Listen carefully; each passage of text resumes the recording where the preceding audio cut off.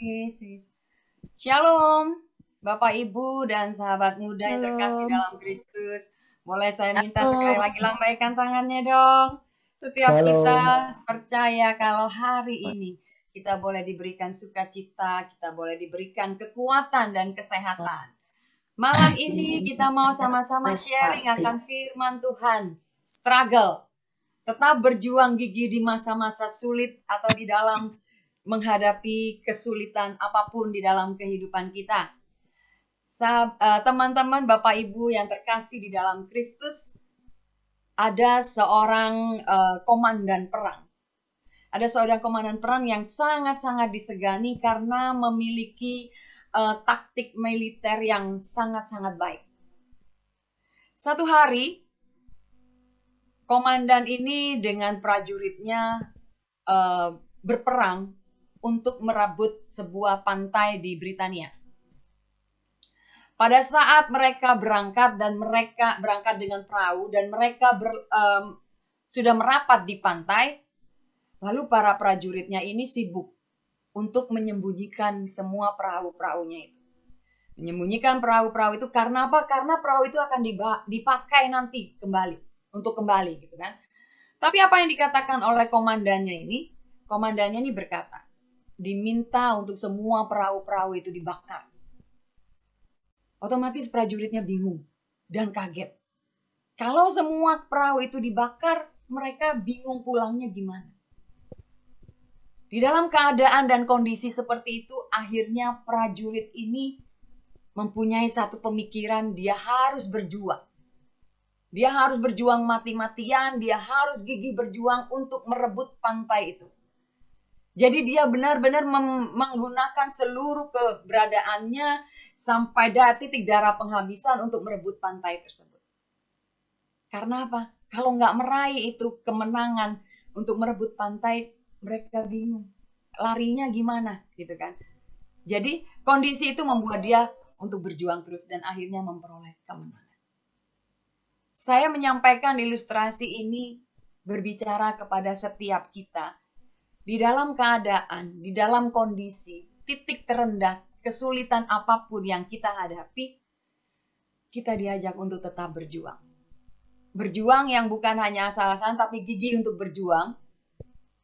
Berjuang yang benar-benar di dalam kita menghadapi hari-hari atau kesulitan-kesulitan kita. Hal ini mengingatkan kita untuk kita tidak menyerah. Untuk kita tidak stuck. Untuk kita bahkan tidak mundur di dalam menjalani semuanya. Apalagi di masa pandemi ini kita tahu sampai hari ini kita sudah berjalan 19 bulan, benar ya? Kita sudah berjalan 19 bulan. Tapi coba kita rasakan dan kita bayangkan ternyata kita semua masih bisa ada seperti kita sekarang saat ini. Itu berkat sebuah perjuangan dari setiap kita. Karena saya tahu dampak dari pandemi itu semua pasti mengalami. Bukan hanya satu dua orang tetapi semua mengalami. Dari cerita tadi seorang komandan dan prajuritnya itu mengingatkan kita bahwa hidup itu adalah perjuangan. Tidak ada sebuah keberhasilan, tidak ada sebuah kesuksesan yang diperoleh dengan instan. Semuanya harus melalui sebuah perjuangan. Kita harus berjuang untuk meraih semuanya. Kalau kita sampai ada hari ini dengan segala kondisi yang kita hadapi dari awal Maret 2020, saya yakin dan percaya bahwa setiap kita tetap berjuang, berjuang, dan berjuang. Untuk kita boleh tetap ada. Sebagaimana kita ada hari ini. Saat ini kita mau struggle. Di dalam hal apa? Di dalam segala hal. Mungkin kita mau berjuang, kita struggle. Di dalam menghadapi penyakit. Tiba-tiba kita sakit. Kita harus struggle juga. Berjuang kita untuk menghadapi penyakit. Apalagi yang kita mau berjuang? Mungkin pendidikan anak. Kita berjuang untuk pendidikan anak. Pendidikan cucu mungkin juga ya, yang sudah punya cucu. Kenapa? Karena kita tahu di masa pandemi banyak orang yang kehilangan pekerjaan. Banyak orang yang mengalami sulit di dalam ekonomi. Dan kita harus struggle untuk itu semua juga. Kita harus berjuang. Di dalam rumah tangga kita juga harus berjuang. Mungkin dulu tidak pernah ketemu, suami istri jarang komunikasi karena satu sibuk kerja. Di masa pandemi sering ketemu, malah sering komunikasi, tapi malah sering timbul perpecahan atau perbedaan pendapat. Seperti itu, kita juga terus harus berjuang. Berjuang melawan godaan, melawan cobaan juga. Melawan segala hal dosa di dalam kehidupan kita sampai hari ini. Bapak, Ibu, dan sahabat-sahabat muda yang terkasih di dalam Kristus, saya memberikan kepada Bro Hendry waktu itu, saya berterima kasih kepada Bro Hendry yang sudah mengundang saya. Waktu itu saya memberikan ayat dari Filipi 1 ayat 29. Saya tidak siapkan slide, saya meminta untuk kita bisa interaksi, mungkin bisa pakai gadget suci, pakai kitab suci, boleh dibuka. Saya minta kita boleh sama-sama untuk merenungkan firman Tuhan. Saya boleh minta Pak Kiki kali ya. Pak Kiki, Filipi 1 ayat 29. Ada?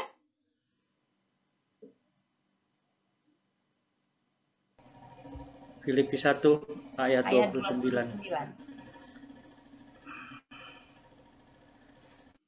Sebab kepada kamu dikaruniakan bukan saja untuk percaya kepada Kristus, melainkan juga untuk menderita untuk Dia. Terima kasih Pak Kiki. Setiap kita orang-orang yang percaya kepada Tuhan, Tuhan karuniakan kepada kita. Tetapi dikatakan firman ini bukan hanya percaya kepada Kristus, melainkan juga untuk menderita untuk Dia. Menderita keadaan yang gak enak, keadaan yang kita gak sukai pastinya. Perikopnya dari Filipi 1 ayat 27 sampai 30 ini berbicara tentang nasihat supaya tetap berjuang. Kita diingatkan untuk kita oleh Rasul Paulus pada waktu itu mengingatkan kepada umat di Filipi untuk tetap berjuang dan mengingatkan kepada kita malam ini untuk kita tetap berjuang. Pada saat kita ikut Tuhan, Tuhan gak pernah janji kalau kita ikut Dia semuanya baik-baik saja. Tuhan gak pernah janji, Li, kalau kamu ikut aku, wah hidup kamu enak. Li, kalau kamu ikut aku, semuanya baik.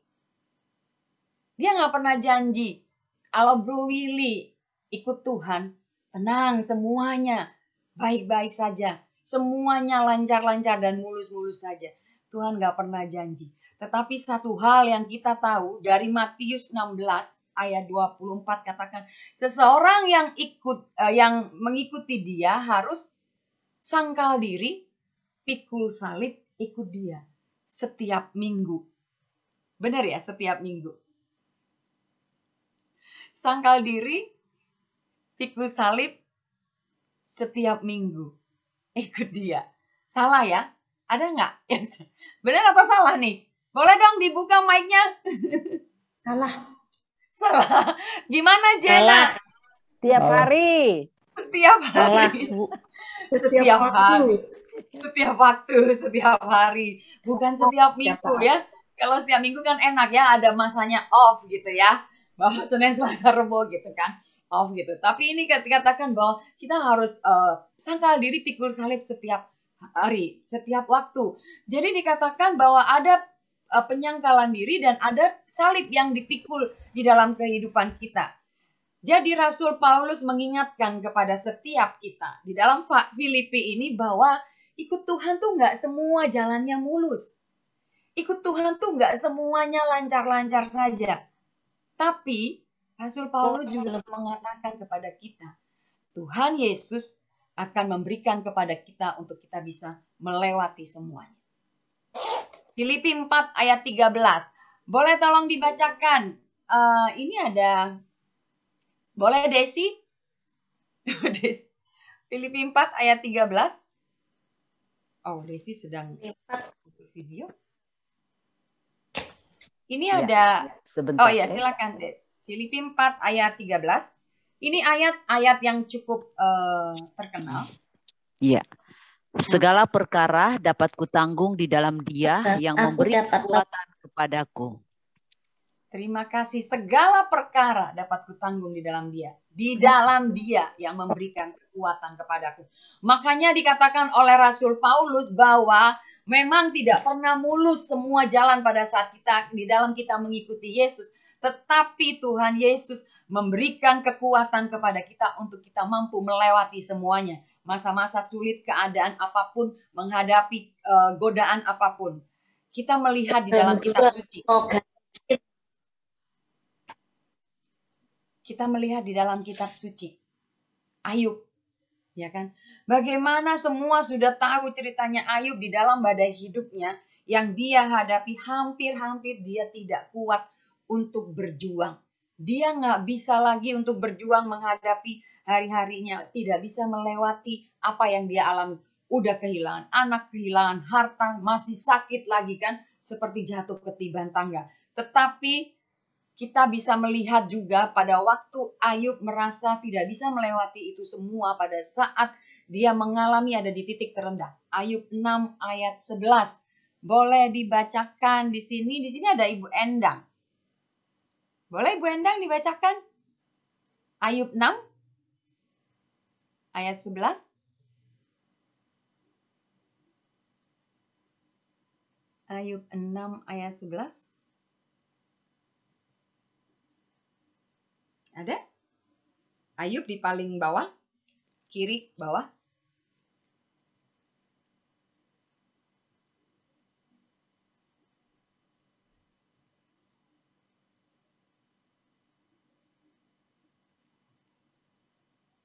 Keadaan Ayub, kondisi Ayub. Oke, bisa ada? Ketemu, Bu?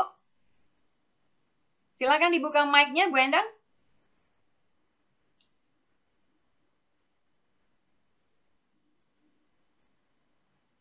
Mic-nya belum dibuka? Ya, oke.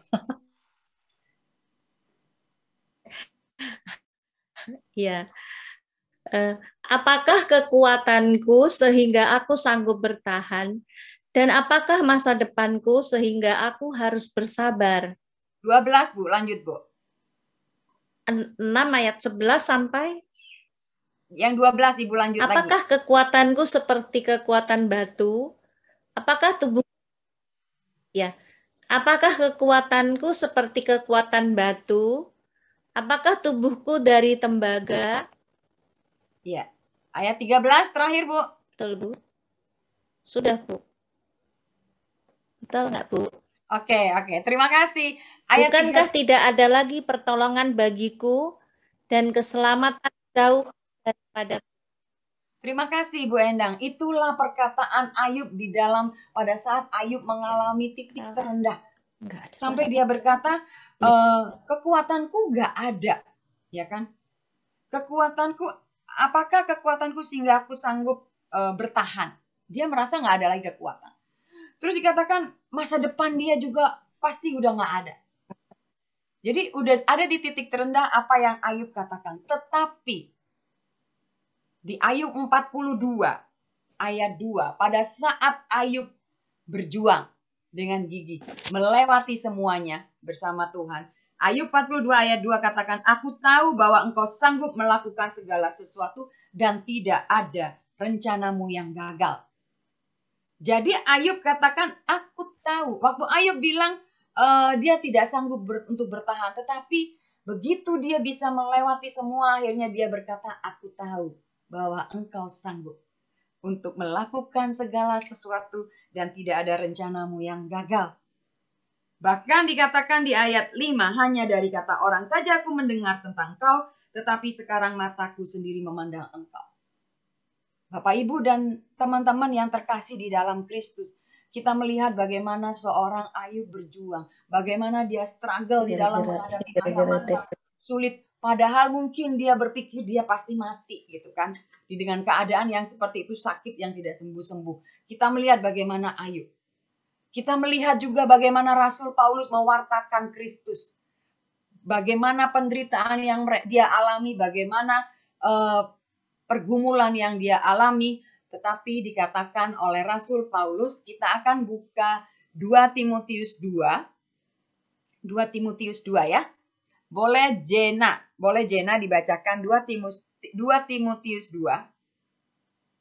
ayat 1 sampai 3.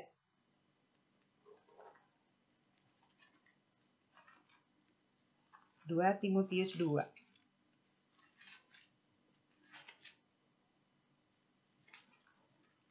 Sudah ketemu?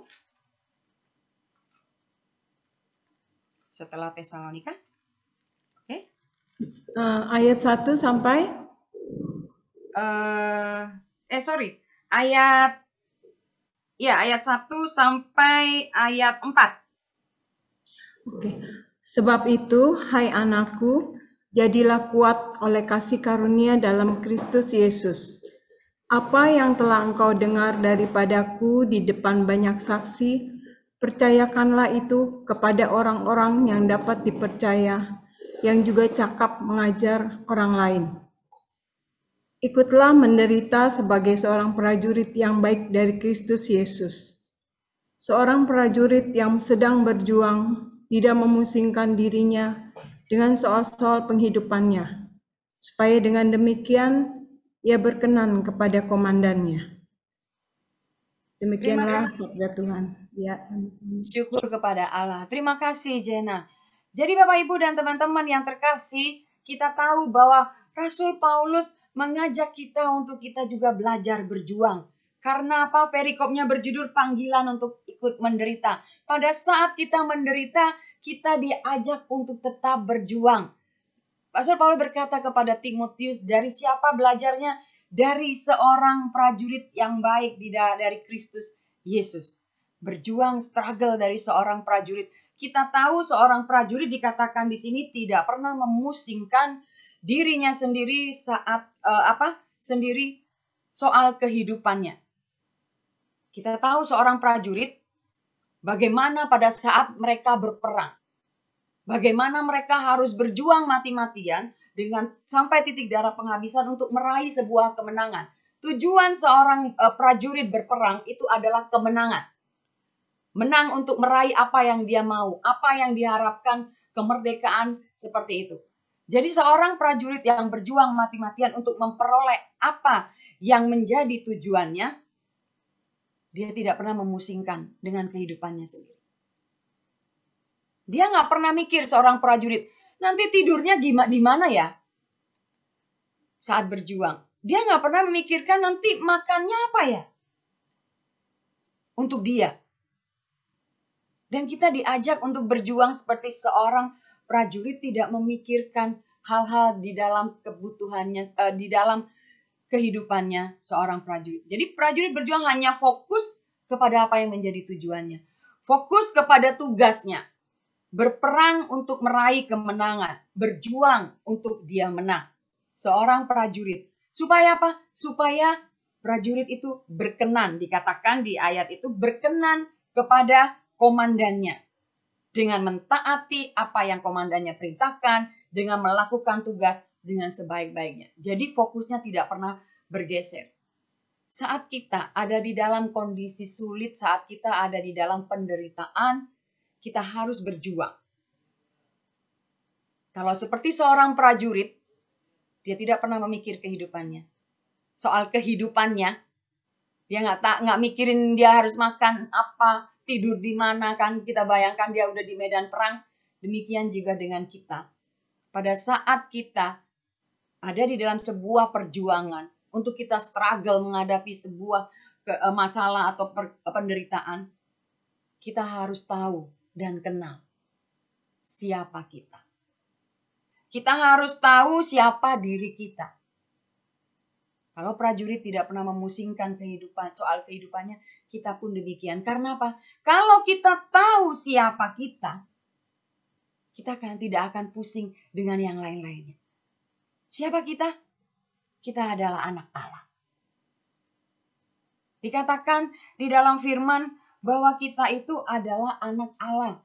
Sebagai anak Allah, Roma 8 ayat 17 mengatakan, dan jika kita adalah anak, maka kita juga adalah ahli waris.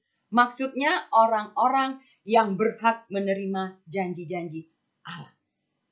Bapak, Ibu, dan teman-teman yang dikasihi Tuhan, sebagai anak Allah, kita punya bagian untuk menerima warisan, yaitu janji-janji Allah di dalam kehidupan kita. Apa janji-janji Allah di dalam kehidupan kita? Firman Tuhan yang kita baca, yang kita dengar. Janji-janji Tuhan, firman Tuhan yang ada di dalam hati kita, yang pernah kita baca. Makanya kita harus baca kitab suci. Karena kalau enggak, kita enggak tahu janji-janji apa yang Tuhan berikan di dalam kehidupan kita. Banyak sekali janji-janji Tuhan yang diberikan buat kita, yang memberikan kekuatan buat kita. Janji Allah, Daud katakan, janji Allah itu bisa menghidupkan untuk Daud yang berjuang pada saat dia berjuang menghadapi kejaran dari Saul. Itu juga harus struggle Daud. Dan Daud berkata bahwa apa yang dia alami, kesulitan-kesulitan yang dia alami, itu dari janji Allah bisa menghidupkan dia. Ayub berpegang pada janji Tuhan. Karena dia tahu janji-janji Tuhan dalam kehidupannya. Jadi janji Allah ini yang membuat kita bisa kuat di dalam kita menghadapi kesulitan. Janji Tuhan itu adalah benih. Benih kekuatan buat kita. Janji Tuhan itu adalah benih mujizat buat kita. Ada sebuah, saya pernah baca, ada sebuah padang gurun yang sangat kering di Amerika karena tidak pernah turun hujan. Sampai puluhan tahun, hampir 100 tahun, ratusan tahun, itu tidak pernah turun hujan. Jadi benar-benar kering. Tidak ada kehidupan. Jadi bisa bayangin ya, kalau kering itu kan coklat, terus retak-retak gitu tanahnya ya. Kering gitu kan, panas banget seperti itu. Tapi di tahun 2015 itu turun hujan. Apa yang terjadi? Padang gurun itu yang awalnya tandus itu berubah menjadi padang bunga. Banyak sekali, jadi semula yang warnanya coklat itu jadi warna-warni karena bunga-bunga yang tumbuh. Orang-orang bingung. Sejak saat turun hujan itu terjadi. Orang-orang di situ bingung gimana, dari mana. Ternyata apa yang terjadi? Ternyata benih yang pernah tertanam di situ puluhan tahun itu pada waktu hujan bisa menjadi bunga-bunga yang tumbuh. Di dalam kehidupan kita juga demikian. Janji Tuhan yang kita pegang, benih kekuatan, benih mujizat yang kita pernah dapatkan di dalam kehidupan kita, yang jadi kekuatan buat kita, jika sampai hari ini kita tidak melihat ada perubahan atau sesuatu yang lebih baik, kita tidak pernah mau menyerah. Kita mau terus struggle. Kita mau terus berjuang untuk itu. Karena itu adalah benih kekuatan buat kita. Dan nantinya akan menjadi satu mujizat di dalam kehidupan kita. Pada saat kita pegang janji Tuhan, kita tahu. Kalau kita anak Allah, kita tahu senjata apa yang kita miliki. Yaitu firman Tuhan. Jadi pada saat kita berjuang, selain kita tahu anak Allah, kita tahu senjatanya yang mesti kita pakai. Firman Tuhan yang membuat kita terus tidak menyerah dan tidak membuat kita mundur. Janji Tuhan itu adalah alat yang Tuhan berikan buat saya dan Anda. Terus berikutnya kita mau lihat, kalau kita sebagai anak Allah, apalagi selain sebagai anak Allah, kita biji mata Tuhan. Di dalam Ulangan 32 ayat 10. Saya boleh minta tolong nih, Bro Willy bisa bacakan. Bro Willy bisa dibuka mic-nya, ada bawa kitab suci. Ulangan 32 ayat 10.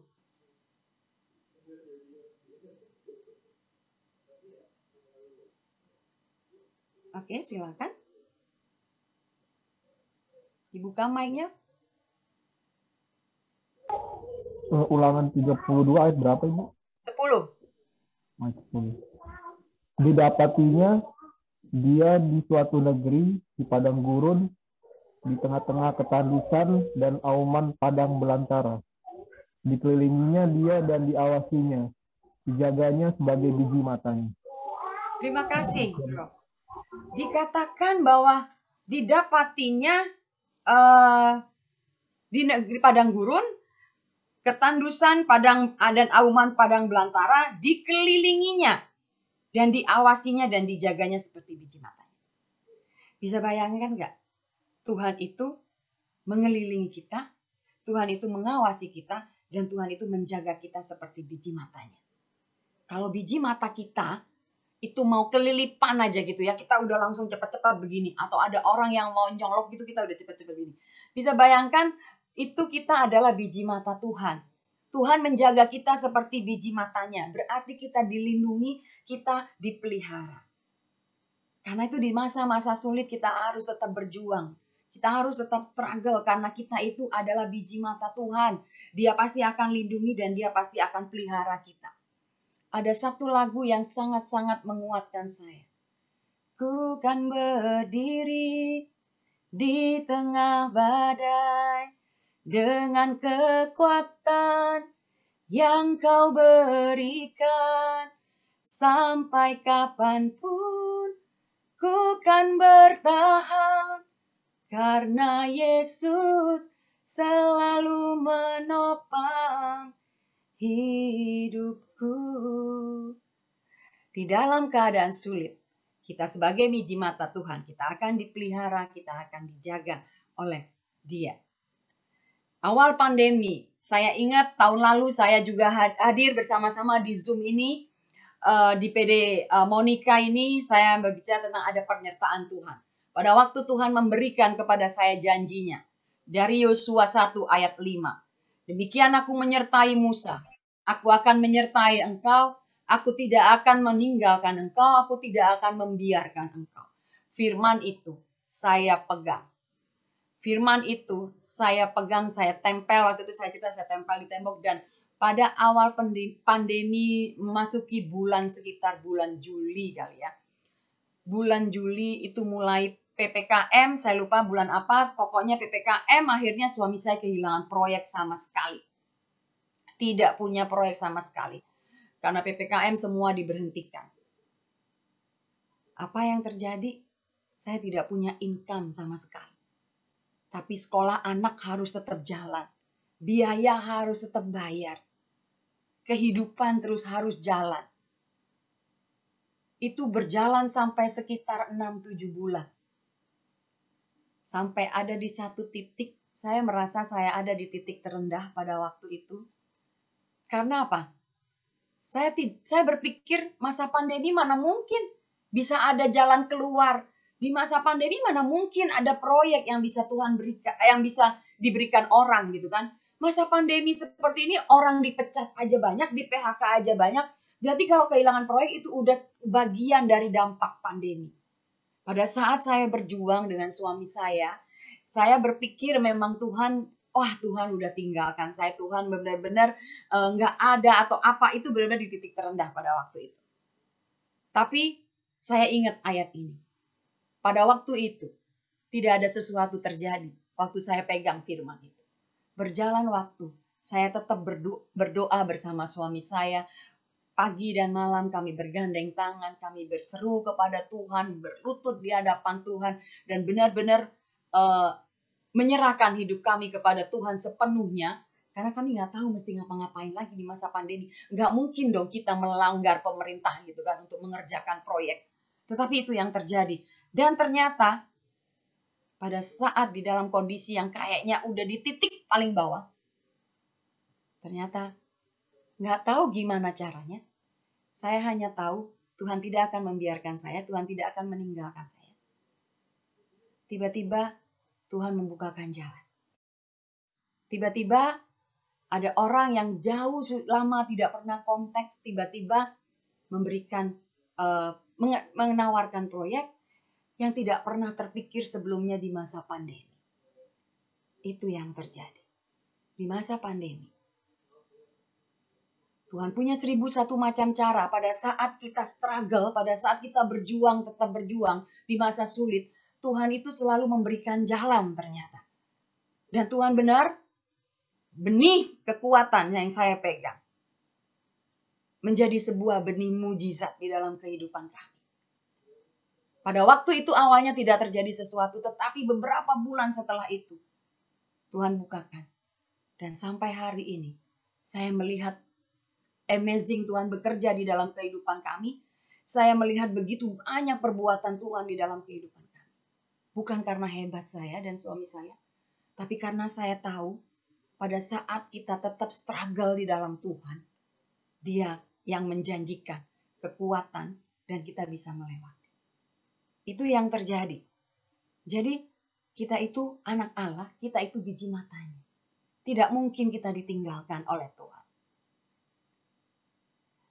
Sebagai biji mata Tuhan, kita selalu dijaga, kita selalu dilindungi dan dipelihara. Bahkan dikatakan di Ulangan 32 itu, di ayat 11, itu dikatakan seperti burung Raja Wali dibongkar bangkitkan sarangnya. Terus dikatakan, kita sama-sama buka ya, Ulangan 32 ayat 11. Laksana Raja Wali menggoyang bangkitkan isi sarangnya, melayang-layang di atas anak-anaknya, mengembangkan sayapnya, menampung seekor dan mendukungnya di atas kepaknya. Burung Raja Wali. Untuk dilatih bisa terbang anaknya. Itu sarangnya sama induknya dibongkar balik, dihancurin. Jadi otomatis anaknya jatuh dari tempat tinggi. Tapi apa yang dikatakan?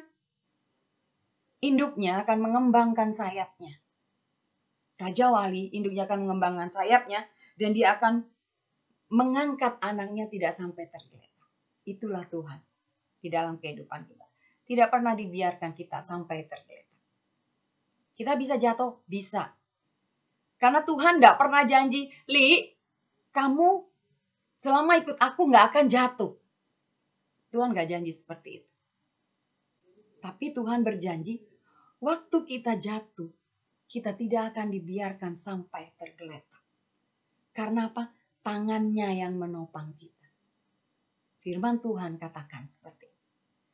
Jadi benih yang kita pegang sampai hari ini, saya sudah pegang janji Tuhan, tapi gak terjadi apa-apa. Kita percaya, ada waktu Tuhan yang terbaik. Tetap berjuang, tetap gigih berjuang di dalam Tuhan. Yang berikutnya, seorang prajurit fokus pada apa yang menjadi tujuannya untuk meraih kemenangan. Kita pun demikian. Prajurit fokus kepada apa yang ditugaskan komandannya. Kita pun juga demikian. Fokus akan apa yang kita mau raih dan fokus pada komandan kita. Siapa komandan kita? Kita punya Yesus yang menjadi komandan kita. Kita punya Yesus yang menjadi pemimpin di dalam kehidupan kita. Saat kita berjuang, kita tahu siapa yang memimpin kita. Dan karena itu, lakukan apa yang Tuhan mau di dalam kehidupan kita. Abraham dijanjikan oleh Tuhan untuk punya keturunan. Tapi begitu janji itu dipegang, berapa lama Abraham mendapatkannya? 25 tahun Abraham menunggu. Dan setelah 25 tahun, Abraham baru memperoleh janji Tuhan. Dia boleh menjadi bapa banyak bangsa. Itu yang terjadi. Fokus kepada Tuhan pada saat kita berjuang. Pada saat kita berjuang menghadapi masa-masa sulit. Selain kita belajar, dikatakan di dalam 2 Timotius 2 tadi, bahwa itu merupakan juga kasih karunia buat kita. Belajar dari seorang prajurit, kita juga melihat. Tadi saya sudah singgung tentang burung Raja Wali. Kita juga mau belajar dari seekor Raja Wali. Dari burung Raja Wali kita tahu bagaimana burung Raja Wali itu ya. Waktu kecil tadi saya katakan untuk dia bisa belajar terbang, tempatnya harus dibongkar balikan. Supaya pada saat dia jatuh dari atas ketinggian, karena burung Raja Wali itu kan hidupnya di tempat tinggi. Pada saat dia jatuh ke bawah, dia itu akan belajar mengepakkan sayapnya, anaknya itu. Tapi induknya tidak pernah lepaskan dia dan dia akan mengembangkan sayapnya untuk dia tetap menampung anaknya. Tetap mendukung anaknya, menopang anaknya untuk tidak sampai kena kepada batu yang dibawa. Burung Raja Wali demikian waktu kecil. Kita pada saat penderitaan, pada saat kesulitan ada, kita diajarin oleh Tuhan untuk kita bisa terbang seperti burung Raja Wali. Kenapa saya ambil contoh burung Raja Wali? Karena burung Raja Wali saat ada badai, Semua pasti udah tahu saat ada angin, ya kan? Burung Raja Wali bukannya menghindar, tapi burung Raja Wali terbang menembus badai itu. Karena burung Raja Wali terbangnya dengan melayang, mengepakkan sayapnya di dalam badai tersebut. Seekor burung Raja Wali, pada saat dia melayang di dalam badai, dia akan terbang di bawah terbang semakin tinggi untuk melawan kencangnya angin atau badai. Pada saat kita di dalam keadaan sulit, kita tetap berjuang dengan gigih, kita diajak untuk kita struggle di dalam Tuhan. Untuk kita tidak menyerah, tidak mundur, tidak stuck di tempat kita. Kita mau melebarkan sayap kita, kita mau untuk kita boleh tetap seperti burung Raja Wali bisa terbang menembus badai itu. Mudah? Enggak mudah. Tetapi kita mau belajar dari burung Raja Wali. Karena kita tahu Tuhan memberikan kekuatan buat kita. Jadi pada saat sesuatu diizinkan oleh Tuhan terjadi, kita tahu bahwa itu kemampuan yang Tuhan berikan. Semua pasti udah hafal ya, 1 Korintus 10 ayat 13. Pencobaan-pencobaan yang kamu alami adalah pencobaan biasa yang tidak melebihi kekuatanmu. Jadi dikatakan itu biasa. Itu biasa, Li. Menurut Tuhan bilang begitu. Itu biasa, hal yang biasa kamu alami. Itu biasa, Pak Kardiman. Tuhan katakan itu semua biasa. Karena dikatakan apa? Pada saat pencobaan itu datang, Dia sudah memberikan jalan keluar. Karena Dia Allah yang setia. Firman Tuhan itu katakan demikian. Jadi kita percaya pada saat di masa-masa sulit, di masa pandemi seperti ini, apa yang menjadi pergumulan kita, kita mau tetap berjuang dan struggle, kita belajar dari burung Raja Wali. Badai dan angin itu untuk seekor burung Raja Wali menjadi tempat untuk dia belajar menguatkan sayapnya sehingga menjadi kokoh dan kuat. Sebuah kesulitan, sebuah penderitaan. Di mana kita bisa struggle di situ. Di mana kita bisa berjuang dengan gigi di situ. Kita di situ dilatih oleh Tuhan. Untuk kita lebih kuat, untuk kita lebih kokoh. Karena kalau kita semua kehidupannya aman-aman aja, kita nggak akan mendapatkan sebuah pembelajaran. Kita nggak akan berjuang, kita nggak akan berusaha untuk kita terus maju di dalam Tuhan. Tetapi seekor burung Raja Wali di badai, angin itu tempat buat dia belajar untuk mengokohkan sayapnya. Untuk menguatkan sayapnya. Demikian juga dengan kita pada saat di dalam penderitaan kita tetap struggle karena kita akan melatih untuk kita menguatkan sayap iman kita. Supaya badai penderitaan tidak membuat kita terjatuh. Tetapi kita akan terbang semakin tinggi seperti burung Raja Wali. Yesaya 40 ayat 31. Boleh saya minta Yesaya 40 ayat 31. Bisa minta tolong di sini. Bro Henry deh boleh. Yesaya 40 ayat 31. Silakan.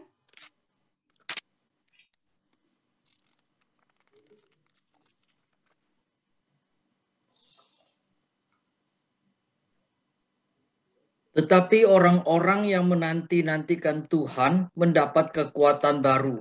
Mereka seumpama Raja Wali yang naik terbang dengan kekuatan sayapnya. Mereka berlari dan tidak menjadi lesu. Mereka berjalan dan tidak menjadi lelah. Terima kasih, Bro. Jadi dikatakan seperti burung Raja Wali, orang-orang yang menanti-nantikan Tuhan mendapat kekuatan baru. Mereka seumpama Raja Wali yang naik terbang dengan kekuatan sayapnya. Lagi-lagi Raja Wali mereka berlari tidak menjadi lesu. Mana ada ya orang lari gak lesu. Tapi itu firman Tuhan, mereka berjalan tapi tidak menjadi lelah. Pada saat kita berjuang, pada saat kita mau struggle di dalam persoalan kita, lelah pasti. Capek pasti. Tetapi pada saat kita terus menanti-nantikan Tuhan, ada kekuatan baru. Saya pada waktu mengalami persoalan, pergumulan, pada waktu di awal pandemi itu, setiap hari menunggu waktunya Tuhan, itu gak gampang. Besok bangun pagi, bangun nunggu lagi. Hari ini enggak ya? Enggak. Besok lagi bangun, hari ini enggak ya? Terjadi enggak ya? Enggak juga. Terus berjalan seperti itu. Tapi karena kita menanti-nantikan Tuhan, si pemberi kekuatan buat kita, si pemberi mujizat buat kita. Ada satu kekuatan di dalam diri kita, di dalam diri saya dan suami saya. Ada sebuah pengharapan yang terus setiap hari.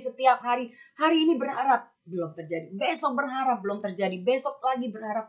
Sampai akhirnya itu semua bisa dilewati.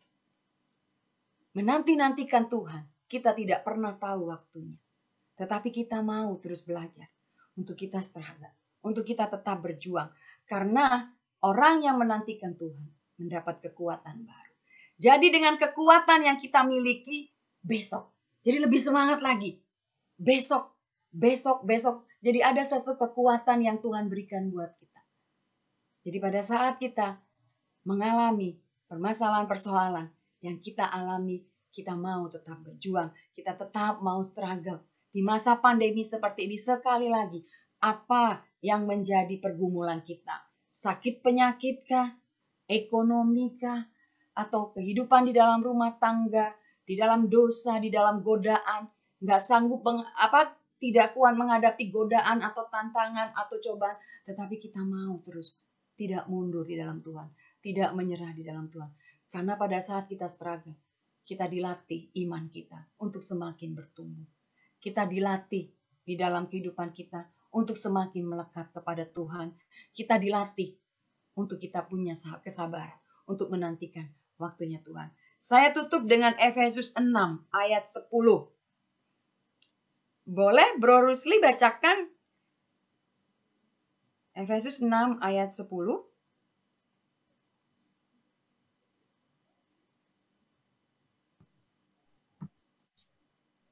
Akhirnya, hendaklah kamu kuat di dalam Tuhan, di dalam kekuatan kuasa-Nya. Terima kasih bro. Jadi firman Tuhan saya tutup dengan Efesus 6 ayat 10. Akhirnya, hendaklah kamu kuat di dalam Tuhan, di dalam kekuatan kuasa-Nya. Karena kita tahu siapa pemimpin kita tahu siapa diri kita tahu senjata apa yang kita miliki. Kita mau belajar seperti seorang prajurit yang struggle di medan peperangan. Kita mau belajar seperti burung Raja Wali. Di tengah badai, di tengah angin, dia bukan lari. Tetapi dia masuk di dalam badai itu, mengembangkan sayapnya, menambah iman di dalam kehidupan kita pada saat kita ada dan berjalan di dalam kesulitan. Karena kita tahu di dalam siapa kita kuat, di dalam Tuhan. Dan di dalam kekuatan kuasa-Nya. Dia yang memberikan kuasa buat saya dan Anda. Saya yakin dan percaya kita mau terus berjuang di masa pandemi ini sampai Tuhan memberikan kemenangan buat setiap kita. Apa yang menjadi tujuan kita saat ini? Apa yang menjadi pergumulan kita? Mari kita tetap berjuang. Baik sakit penyakit, baik ekonomi dan sebagainya. Kita tahu Dia Tuhan yang memberikan benih kepada kita akan tumbuh satu hari dengan mujizatnya memberikan sebuah kemenangan. Mari kita tundukkan kepala saat ini di hadapan Tuhan. Bapa yang di dalam surga, terima kasih untuk malam ini ya Tuhan. Kalau Engkau yang berbicara bagi setiap kami melalui kebenaran firman-Mu malam ini. Engkau tahu kedalaman hati kami saat ini Tuhan. Engkau tahu persoalan dan pergumulan kami. Engkau tahu apa yang kami hadapi. Engkau tahu apa yang kami alami. Tuhan, mampukan kami untuk kami terus berjalan bersama Engkau. Mampukan kami untuk kami terus berjuang bersama Engkau Tuhan. Meskipun saat ini kami tidak melihat ada suatu perubahan, ada sesuatu yang baik. Kami tidak melihat ada jalan keluar di dalam hidup kami. Kami tidak melihat Tuhan ada mujizat di dalam hidup kami sampai hari ini. Tapi biarlah Tuhan, Engkau terus memberikan kepada kami kekuatan untuk kami dapat melewatinya. Karena kami tahu Tuhan, setiap janji-Mu yang Tuhan berikan di dalam hidup kami menjadi satu benih yang suatu hari nanti akan berbuah di dalam kehidupan kami. Yang menguatkan kami untuk berjalan bersama Engkau. Ini kami Tuhan Yesus, ini kami. Engkau lihat kedalaman hati kami saat ini. Nama hakaya rata kasyikara nama kaya namas. Ya rada basyikara nama karama ya rara. Mari kita letakkan tangan kita di dada kita masing-masing saat ini. Nama haya rata kasyikara nama kaya. Biarlah saat ini mengalir kekuatan baru bagi setiap kami Tuhan. Mengalir saat ini kuasa-Mu Tuhan. Mengalir saat ini otoritas-Mu Tuhan. Kami percaya Tuhan Yesus Engkau memberikan kepada kami satu kekuatan baru. Untuk kami sanggup melewati masa-masa sulit. Untuk kami sanggup melewati masa-masa pandemi ini Tuhan. Kami tahu di mana Engkau menempatkan kami. Di situ Engkau ada, menolong kami dan tidak pernah meninggalkan kami. Kalau sampai hari ini Tuhan, ada anak-anak-Mu yang tidak percaya dan meragukan Engkau. Biarlah malam ini Engkau berbicara kepadanya Tuhan. Engkau katakan kepadanya Tuhan bahwa Engkau Tuhan yang tidak pernah punya rencana gagal di dalam kehidupannya. Karena Engkau menjamin setiap kehidupannya. Dan Engkau punya rancangan yang indah di dalam setiap kehidupan anak-anak-Mu. Terima kasih Tuhan. Nyatakan bagi setiap kami Tuhan. Bahwa Engkau memberikan masa depan penuh harapan bagi setiap kami. Pegang tangan kami Tuhan, jangan pernah Engkau lepaskan. Engkau yang selalu berjalan bersama kami dan Engkau tidak pernah membiarkan kami sampai tergeletak. Terima kasih untuk malam ini kalau hamba-Mu berhenti sampai di sini Tuhan. Biarlah Roh Kudus terus bekerja, mengartikan secara tidak terbatas firman Tuhan ini. Agar setiap anak-anak-Mu mengerti akan kebenaran firman-Mu Tuhan dan melakukan di dalam hidup mereka. Terima kasih Tuhan, berkati persekutuan doa Santa Monica ini juga. Berkati koordinator dan semua tim yang ada. Berikan mereka senantiasa kesatuan hati. Berikan mereka senantiasa hikmat di dalam mengambil setiap langkah. Di dalam memimpin persekutuan ini Tuhan. Agar semakin banyak jiwa. Semakin banyak anak-anak-Mu Tuhan. Datang kepadamu merasakan kasih. Merasakan kekuatan dan lawatan-Mu. Terima kasih Tuhan. Setiap kami yang ada bersama-sama melalui Zoom saat ini. Memperoleh satu kekuatan baru. Dengan keyakinan, dengan iman yang Kau tambahkan bagi setiap kami bahwa Engkau Tuhan akan memberikan kemenangan bagi setiap kami. Terima kasih Tuhan Yesus, segala pujian, hormat, kemuliaan bagi nama-Mu di tempat yang maha tinggi. Kemuliaan kepada Bapa, Putra dan Roh Kudus seperti pada permulaan, sekarang, selalu dan sepanjang segala abad. Amin.